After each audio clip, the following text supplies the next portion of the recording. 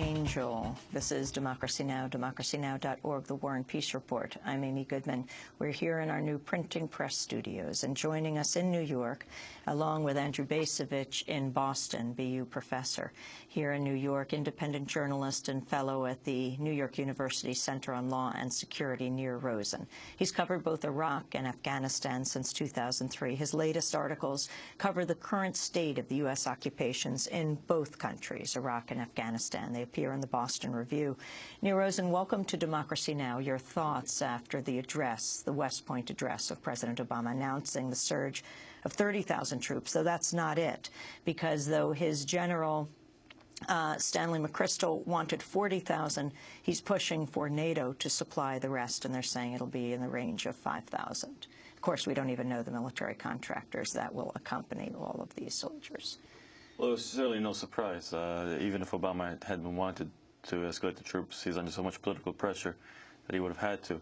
But I would have at least liked to hear the words Kashmir and Palestine. If you're talking about al-Qaeda, and the whole reason for why we're in Afghanistan allegedly is this threat from al-Qaeda, which has been severely exaggerated, then at least understand their motives. The chief motives are the Indian occupation of Kashmir, the Israeli, American-backed Israeli occupation of Palestine.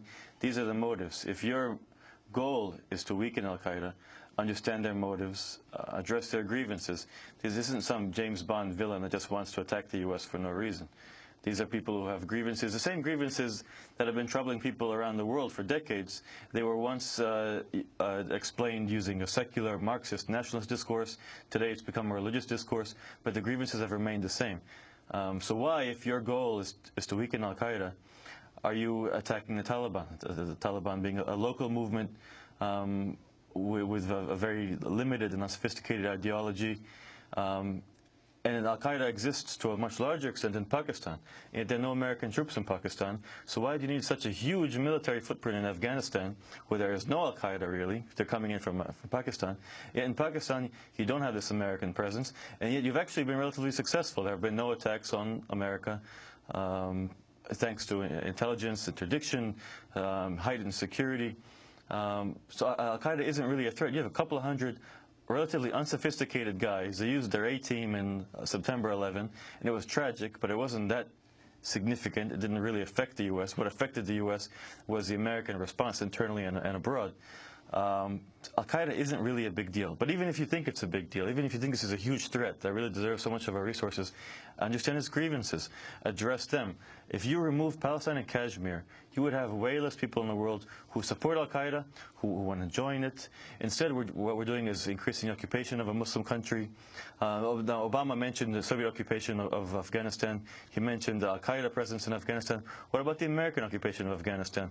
What about all the innocent people being killed there today thanks to American counterinsurgency, counterterrorism operations? Only further increasing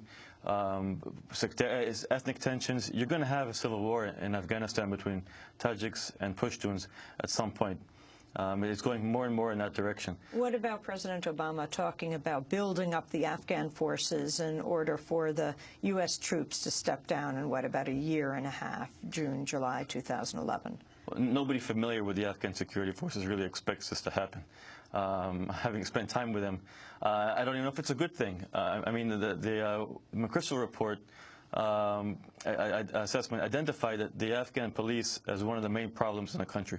So you're going to double them? You're going to double, basically the Afghan police are the recruiter for the Taliban. They oppress the population, they're mostly on drugs, they're incompetent.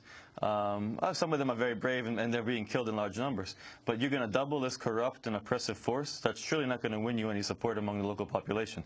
The Afghan army, meanwhile, which we spent billions on, was a failure. We saw in the Helmand operation in July.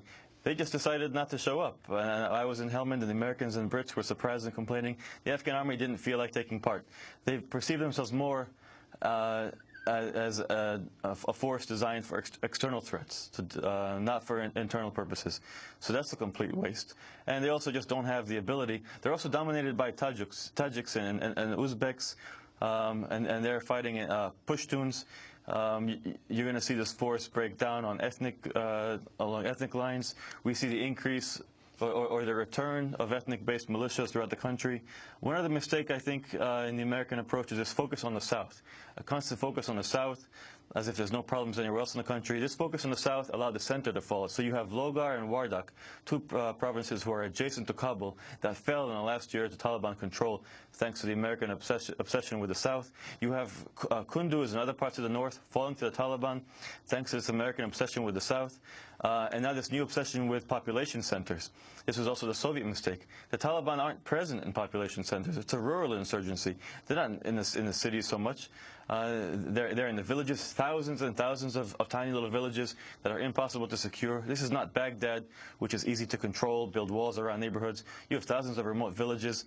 There's no way to get to them. So the Taliban, you can control the cities if you want. The Taliban will spread like ink spots. This is a counterinsurgency theory. The Americans think that they will spread like ink spots. In fact, I think the Taliban will spread like ink spots, like oil spots, throughout the rural areas, as the Americans focus on the cities where you don't really have a Taliban presence, and the Taliban don't really care about the cities as much anyway.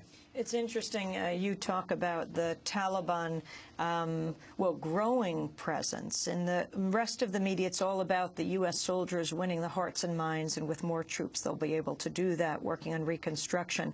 But this other view of the U.S. occupation causing more recruits to the Taliban or even al-Qaeda. I wanted to go back, though, to nearly 3 years ago, January 10th, 2007. President Bush was announcing the surge in Iraq. America will change our strategy to help the Iraqis carry out their campaign to put down sectarian violence and bring security to the people of Baghdad. This will require increasing American force levels. So I've committed more than 20,000 additional American troops to Iraq. The vast majority of them, 5 brigades, will be deployed to Baghdad. These troops will work alongside Iraqi units and be embedded in their formations. Our troops will have a well-defined mission to help Iraqis clear and secure neighborhoods, to help them protect the local population, and to help ensure that the Iraqi forces left behind are capable of providing the security that Baghdad needs. And that was President Bush. Now let me play for you an excerpt of what President Obama had to say last night at West Point. Today, after extraordinary costs, we are bringing the Iraq war to an irresponsible end. We will remove our combat brigades from Iraq by the end of next summer, and all of our troops by the end of 2011. That we are doing so is a testament to the character of the men and women in uniform.